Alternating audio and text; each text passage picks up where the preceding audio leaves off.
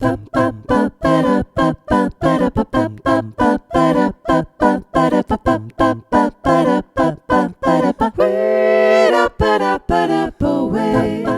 à toutes, bonjour à tous et bienvenue dans Chanter en chœur, ça s'apprend, le podcast des amoureux du chant choral.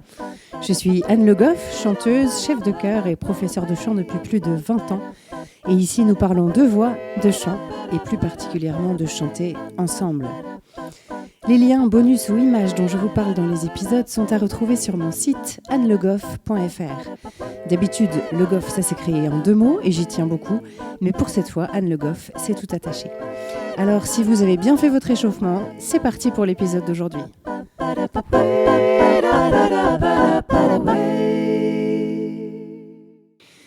On commence avec le « Qui suis-je » du jour. Il y a quelques années, j'ai eu la chance de travailler dans une maison de retraite pour un atelier choral avec des personnes qui étaient atteintes de la maladie d'Alzheimer.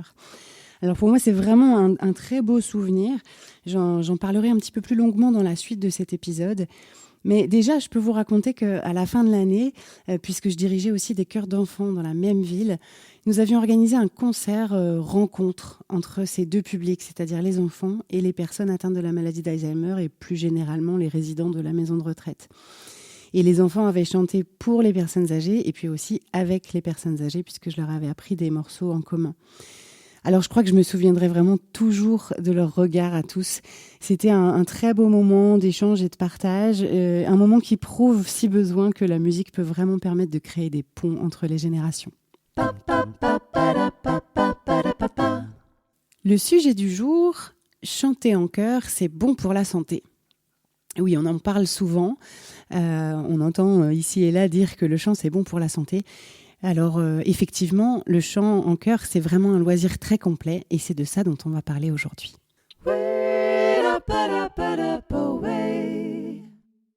Alors d'abord, quand on chante en chœur, on doit, en tout cas pour certains d'entre nous, dépasser la peur du regard de l'autre. Eh bien oui, parce que chanter, c'est un peu quand même se mettre à nu, se dévoiler. Et quand on n'y est pas habitué, ça peut nous coûter un peu, ça peut être un peu difficile au début. Mais en général, le chœur offre vraiment un cadre bienveillant où on peut progressivement s'ouvrir, oser davantage. Et puis à la fois, on reste quand même la plupart du temps dans le confort du groupe. On n'a pas forcément à se mettre sur le devant de la scène, à se montrer tout seul. Donc c'est vraiment une manière de travailler tout en douceur au dépassement de soi. En plus, au-delà des moments hebdomadaires qu'on partage, on va partager aussi des moments sympas, peut-être autour du repas de fin d'année ou de la galette des rois, de la rentrée, que sais-je. Et oui, le chœur, c'est vraiment un bon moyen aussi de se faire des amis. Donc, il y a vraiment un lien avec la vie sociale, avec les sociabilités. Mais on va aussi partager des émotions fortes. Alors, parfois en répétition, par le vecteur du son, de la musique, des vibrations qu'on fabrique et qu'on partage, mais a fortiori pendant les concerts. Les concerts, c'est quand même un petit shoot d'adrénaline et souvent, c'est des moments qui sont un peu hors du temps. Ça fait un drôle d'effet quand on ne l'a jamais vécu de se retrouver sur scène avec des gens qui nous regardent, qui nous écoutent et quand bien même on est à l'intérieur du chœur, peut-être un peu, si ce n'est caché, en tout cas un peu plus en confort que si on était seul sur scène d'un coup. N'empêche que voilà, c'est quelque chose quand même d'être sur scène et c'est pas forcément donné à tout le monde tout le temps. Et quand on partage ça, eh ben, d'abord ça renforce vraiment les liens et puis vraiment ça ne peut que faire du bien.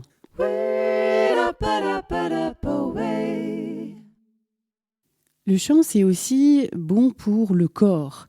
En effet, quand on apprend à chanter, quand on commence à chanter ensemble ou seul d'ailleurs, ça permet vraiment une prise de conscience du corps, de ses tensions, une amélioration de la posture aussi. Par exemple, on peut se rendre compte qu'on a les épaules ou les trapèzes exagérément tendus. On peut s'apercevoir que notre mâchoire, qui est quand même un muscle très très puissant et qui prend aussi beaucoup d'émotionnel en charge, ou la langue également, on peut s'apercevoir que cette mâchoire ou cette langue sont tendues anormalement, c'est-à-dire qu'elles se tendent à des moments où il n'y en aurait pas lieu. Et quand on prend conscience de toutes ces tensions qui sont vraiment inutiles, on peut tout doucement apprendre à les corriger. On peut s'apercevoir aussi grâce au chant qu'on a peu d'ancrage au sol ou bien qu'on a un mauvais alignement, peut-être qu'on a le dos voûté, la poitrine un peu rentrée. On peut découvrir qu'on a une respiration trop haute. Alors une fois qu'on prend conscience de tout ça, On peut y travailler par des exercices doux et vraiment améliorer significativement sa posture. Alors moi, ça, je l'ai vraiment vécu. J'ai commencé le chant quand j'étais à l'adolescence et vraiment, j'ai senti ma posture s'améliorer. J'ai compris ma posture finalement et j'ai pu la modifier. Je ne dis pas qu'elle est parfaite aujourd'hui, loin de là, mais j'ai une bien meilleure conscience de la posture et je suis capable de l'adapter aussi en fonction des activités ou des situations. Et ça, bien sûr, ça peut vraiment avoir des répercussions qui sont très positives dans la vie quotidienne. En plus de ces prises de conscience, le fait de chanter, ça va venir faire travailler vraiment toute la ceinture abdominale, les muscles intercostaux et aussi tout l'axe vertébral. Donc chanter, c'est bien une activité physique. Alors, elle est très douce, certes, on n'est pas en train de faire une séance de musculation, mais elle n'est pas dénuée d'intérêt pour autant, particulièrement pour des gens qui peut-être ne peuvent pas, pour une raison ou pour une autre, faire vraiment des activités plus intenses. Plus anecdotique, mais intéressant quand même, le chant, ça active bien sûr les muscles du visage et ça permet de maintenir l'élasticité du visage. Alors, c'est pas du botox, ça, on est bien d'accord, mais on a quand même un petit effet lifting naturel qui n'est pas désagréable. Alors ça se produit sur le long terme, évidemment, c'est pas forcément en une séance de chant qu'on va voir la différence. Et si on allait plus loin maintenant ? Il y a une étude scientifique de 2004 qui a suggéré que chanter en chœur augmenterait les défenses immunitaires. En fait, ils ont fait des prises de sang à des choristes avant et après une répétition et ils ont découvert que le taux d'immunoglobuline A, franchement pas facile à prononcer, ce taux, il était supérieur après la répétition. Alors, qu'est-ce que c'est l'immunoglobuline A ? Pour faire simple, ce sont des anticorps qui protègent des infections. Alors, pourquoi cet effet ? Une des pistes, elle vient de la médecine chinoise, en fait, puisque quand on chante, on active son diaphragme. Donc le diaphragme, c'est le muscle de la respiration, le muscle principal en tout cas. Et quand il s'active, eh bien, il vient masser les entrailles et il fait circuler l'énergie. Et donc, selon la médecine chinoise, cette circulation d'énergie, elle protège des maladies. Alors, bon, pourquoi s'en priver ? Chanter, c'est aussi apprendre à mieux respirer, pas seulement avec les poumons, mais vraiment avec tout le corps. Quand on chante, on a une respiration qui est mieux régulée, on déploie sa capacité respiratoire, on va vers une meilleure oxygénation. Et ça peut vraiment être utile dans certains cas pour des maladies respiratoires.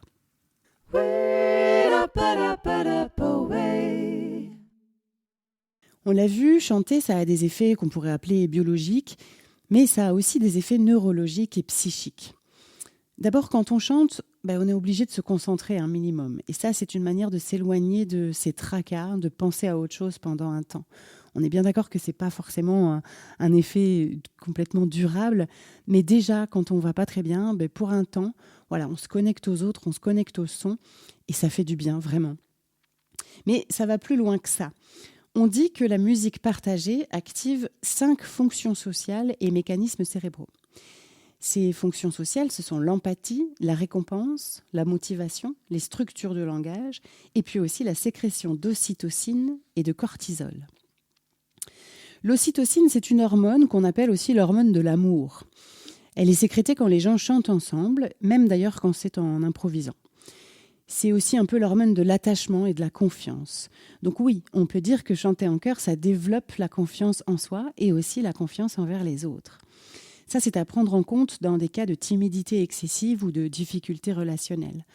Moi, c'était mon cas quand j'ai commencé le chant, quand j'étais ado. J'étais vraiment d'une timidité maladive et évidemment que le chant m'a aidée là-dessus. J'ai des fois tendance à dire que le chant m'a un peu sauvée de ce point de vue-là. Le cortisol, dont j'ai parlé aussi, c'est l'hormone du stress. Alors, il s'avère que le taux de cortisol diminue quand les gens chantent ensemble et aussi quand ils écoutent de la musique ensemble. Donc, on peut dire, en faisant un petit peu un raccourci, que chanter permettrait de lutter contre le stress. Mais ce n'est pas tout. En chantant, on stimule aussi la sécrétion d'endorphines, qu'on appelle aussi l'hormone du bonheur et qui aide à calmer la douleur, mais aussi la sécrétion de sérotonine, qui est très bonne pour le moral. Et puis, quand on anticipe et qu'on attend un partage musical, et puis quand enfin ce partage se produit, on sécrète aussi de la dopamine. Alors, c'est un neurotransmetteur qu'on appelle aussi l'hormone de la joie. Et elle procure un sentiment de plaisir. Alors, peut-être que là, vous comprenez mieux pourquoi, après la répétition, souvent, on a du mal à aller se coucher tout de suite. Il y a une espèce d'exaltation comme ça qui dure un petit peu dans le temps. On est nombreux vraiment après les répétitions à se dire oh là là, j'ai des musiques qui tournent dans la tête, ou en tout cas il y a une petite excitation comme ça qui fait que c'est difficile de rentrer et puis d'aller se coucher tout de suite. Non, il faut le temps que ça retombe entre guillemets. Et oui, j'aurais envie de dire que peut-être que c'est hormonal, c'est parce qu'on a sécrété tout un tas de bonnes hormones pendant la répétition. Donc c'est normal de mettre un peu de temps avant de redescendre. Et puis c'est plutôt une bonne chose finalement. Alors bon à savoir, il existe des thérapies vocales qui sont liées entre autres aux vibrations produites par le chant. Moi, je ne vais pas vous en parler en détail, tout simplement parce que ce sont des choses que je n'ai pas explorées, que je ne connais pas très bien. Mais peut-être qu'un jour, j'aurai l'occasion de faire un épisode sur le sujet en compagnie d'un spécialiste de la question. En tout cas, clairement, le chant en groupe, ça peut aider à prévenir des états dépressifs. Bien sûr, et ce sera le cas pour tout ce que je vais dire dans cet épisode, on est d'accord que le chant, ça ne soigne pas, ce n'est pas un soin, ça ne guérit pas.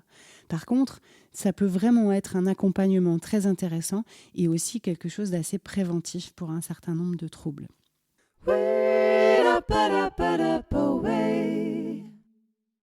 Le chant a aussi un effet sur la mémoire et sur les capacités cognitives. Et ça, il y a de plus en plus d'études qui le travaillent et qui le prouvent. On a bien compris avec la musicothérapie, par exemple, qui est un domaine qui ouvre plein de portes dans différents domaines, tels que la réadaptation physique globale, la facilitation du mouvement, l'augmentation de la motivation à s'engager dans le traitement, ça c'est intéressant, le soutien émotionnel des patients également, et puis des familles, etc. Ça non plus, c'est pas tout à fait mon domaine, donc je vais pas vous en parler en détail, mais vous en avez peut-être entendu parler. La musicothérapie, c'est vraiment une discipline qui est de plus en plus étudiée, de plus en plus utilisée, parce qu'on peut vraiment voir que la musique est une alliée de poids dans beaucoup de pathologies. Le chant, en effet, ça stimule la créativité, et puis ça fait travailler les neurones, comme le fait l'apprentissage d'une langue. En ce qui me concerne, j'ai l'habitude de considérer la mémoire un peu comme un muscle. Moi, j'ai pas forcément une mémoire très facile, et déjà quand j'étais jeune, moi je me souviens de devoir apprendre des partitions au piano, de devoir les apprendre par cœur, et que c'était vraiment une tannée, c'était vraiment quelque chose de très difficile pour moi. Mais je sens bien que plus on l'entraîne, plus on la sollicite, plus on l'aiguise cette mémoire, et plus on s'améliore vraiment dans le domaine de la mémorisation. D'abord parce qu'encore une fois, je pense que c'est un peu comme un muscle qui s'entraîne et qui s'habitue à faire le geste, mais aussi parce qu'on apprend à se connaître, parce qu'on ne mémorise pas tous de la même manière. Il y en a qui vont mémoriser en ayant vu la partition, d'autres c'est en ayant entendu. Pour certains, c'est en mettant dans le corps qu'on va mémoriser davantage. Vraiment, chacun a ses méthodes, et évidemment, plus on le fait, plus on s'entraîne à mémoriser des choses, plus on est capable de reconnaître la manière qui nous aide le mieux pour avoir une bonne mémorisation. Parlons un peu de la maladie d'Alzheimer maintenant. Il y a de plus en plus de preuves et d'études qui montrent que le chant peut aider certains patients. Bien entendu, encore une fois, le chant et la musique ne soignent pas, mais on a réalisé qu'ils peuvent vraiment retarder l'apparition de la maladie et faire en sorte qu'elle évolue moins vite. Donc c'est déjà vraiment très précieux. En fait, la musique, chez les patients atteints de la maladie d'Alzheimer, elle va agir un peu comme une Madeleine de Proust. Le souvenir qui est lié à l'émotion enregistrée avec la musique va ressortir comme au premier jour finalement. Alors encore une fois, moi je ne suis pas musicothérapeute, c'est un domaine que je n'ai pas spécialement exploré, mais comme je vous le disais dans l'introduction et dans le qui suis-je du jour, j'ai eu la chance de vivre une expérience dont je garde vraiment un souvenir extrêmement particulier. Donc on m'avait proposé d'animer une chorale dans une maison de retraite avec des patients atteints de la maladie d'Alzheimer. Ça se passait une fois tous les 15 jours. Moi, j'arrivais avec mon accordéon. Et bien sûr, les patients, la plupart du temps, ne me reconnaissaient pas. Ils ne se souvenaient pas du précédent atelier. Je me souviens d'un monsieur, ça se passait à côté de Montpellier, et je me souviens d'un monsieur qui chaque fois me demandait si je parlais occitan et qui m'en voulait un peu de ne pas parler occitan, même si je n'étais pas de la région, et qui me parlait en occitan après longuement. Et c'était vraiment chouette, mais finalement, voilà, je voyais bien que d'une fois à l'autre, il n'avait pas souvenir de moi. Et il y en avait aussi des patients qui ne parlaient pas du tout, qui n'étaient pas capables de s'exprimer, qui étaient dans des lits médicalisés quand ils arrivaient dans la séance. Et bien, quand je commençais avec mon accordéon à jouer, alors on faisait des mélodies telles que Frou Frou ou bien Le Petit Vin Blanc. Quand je commençais les premières notes, vraiment, je voyais leur regard qui changeait, qui s'éclairait, si je puis dire, et ils se mettaient à chanter avec moi. Tous. C'est-à-dire que même les patients qui ne parlaient pas, eh bien, ils chantaient. Et c'était vraiment, ce qui était fou pour moi, qui avait encore une fois une mauvaise mémoire, donc j'avais mon papier devant moi avec mes couplets, et ben eux, ils connaissaient tout le texte, tous les couplets jusqu'au dernier. Et ça, c'est vraiment des souvenirs qui sont ancrés très profondément et qu'ils sont capables de ressortir comme ça. Moi, ça m'avait vraiment épatée parce que qui peut dire aujourd'hui qu'il connaît tous les couplets d'une chanson, tous les mots d'une chanson, alors sans l'avoir travaillé, vraiment j'entends. En tout cas, pas moi. Clairement, j'ai beau chanter tous les jours, la plupart du temps, si je veux chanter une chanson de 3, 4, 5 couplets, je vais devoir travailler, vraiment apprendre à mémoriser. Et là, j'ai vraiment vu que eux, ils savaient tous les mots, jusqu'au dernier de toutes les chansons. Et c'était vraiment un constat assez dingue pour moi. J'espère que cet épisode vous a plu et que vous aurez peut-être réalisé à quel point c'est une bonne idée de chanter en chœur. On entend parfois dire que chanter, ça devrait être remboursé par la Sécu, et vous avez vu qu'on n'est peut-être pas si loin de la vérité. N'hésitez pas à me laisser des messages pour me dire quel bienfait vous trouvez, vous, dans le fait de chanter en chœur. Ça m'intéresse vraiment beaucoup d'avoir votre avis, votre ressenti. En bonus, je vous ai mis un texte que j'avais justement écrit après cette expérience en maison de retraite dont je vous parlais et qui m'a tant marqué. Donc j'avais écrit ce texte à l'époque, je ne l'ai jamais retouché depuis, il est ce qu'il est, mais voilà, je vous le partage aujourd'hui. Il s'appelle « Qu'est-ce qu'on chantera ?»